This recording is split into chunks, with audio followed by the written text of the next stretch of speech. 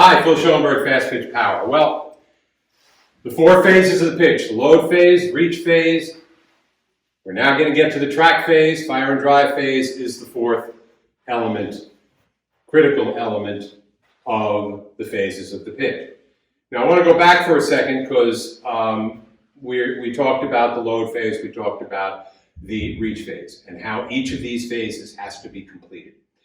It appeared in the segment about the reach phase that as I got into my really good load position and I pushed back really hard, remember our good load position, heels up, on my toes, forward lean, not sitting down, not starting here where I can pick this foot up. I want all my weight into my drive foot so I can push back on that pitching rubber and generate the power I need to get off the pitching rubber. It appeared, and I want to make sure that there's no confusion here, it appeared as though in my actual reach phase, the glide off the pitching rubber, which is my drive foot, staying on the ground. Can't come up off the ground and replant, that's illegal. My drive foot stays on the ground. If I push back on that pitching rubber because I've gotten a really good forward load, I'm going to start to glide off the pitching rubber before I even start my drive through. Because we're breaking this into individual components, it appeared as though my forward glide, which for me is about 2.5, 3 feet, for you guys maybe it'll be 4 feet, but my forward glide was part or an integral part of the drive off the pitching rubber, the reach phase. It's not really, because you're not stopping when you're pitching. You're doing load, reach, track, fire, drive, all in one movement. And actually that glide, the majority of the glide, maybe 90% of it, takes place during the track phase, which is what we're going to be talking about here. So even though it appeared as though as I loaded and I came off that pitching rubber, that's where I'm still square here.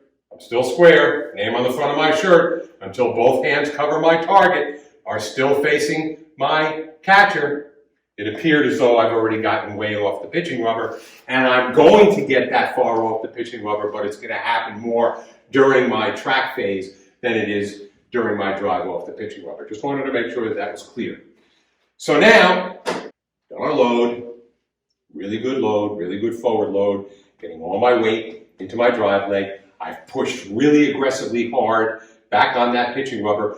That's what initiates your stride and your reach, not just walking forward. It's a drive off the pitching rubber. That's why we call this the drive foot, the drive leg. That's what initiates your stride, okay? So, I've gotten to that point. Load, reach phase. Now I'm going to track, but I'm going to stop in the reach phase again.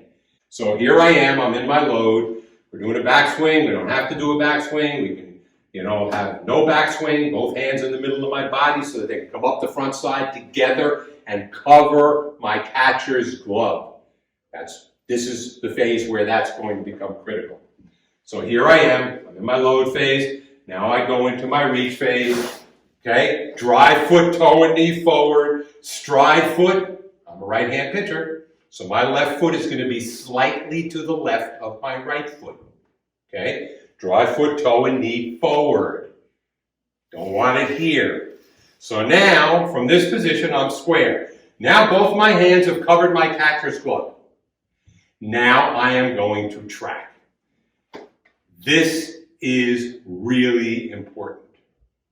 Hip and shoulder separation is really essential to your ability to generate maximum power and keep that drive foot, toe, and knee in the position that they need to be in. So when I track now, my glove hand's going to stay covering my catcher's glove. When I track, my shoulders are going to open to the power line. See, right here? Much more so than my hips. Not much more so, but enough so that you can keep your drive foot, toe, and knee forward. Now, what happens if my hips go too? Because that's what you're going to want as a young developing pitcher. Everything's going to want to go here. Okay? Now look what happened to my drive foot. Now that drive foot, instead of driving, becomes a drag foot. and I gotta pull that forward by having my body lean forward, by having to twist my upper body. I don't want to do that. That's going to break me down mechanically. When I land coming off the pitching rubber, okay, reach, I've completed my reach phase. Track.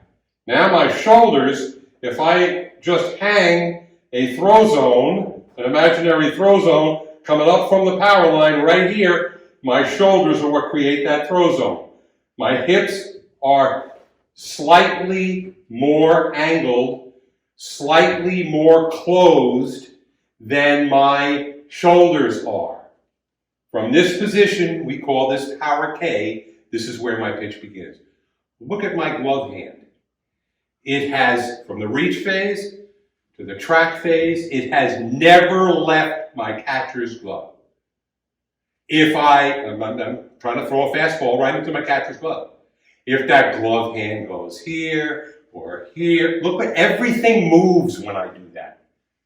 If I start to move my glove hand, this is not easy, but if I start to move my glove hand, everything is moving with it, including the imaginary throw zone that I have established hanging from my shoulders directly over the power line.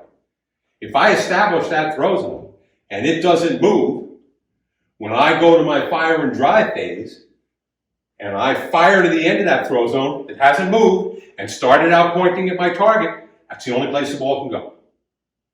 But there's lots of ways that I can move it by breaking down my mechanics.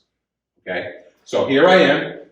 I've landed in power K in my track phase. Notice my shoulders are open more to the power line than my hips are, a little bit.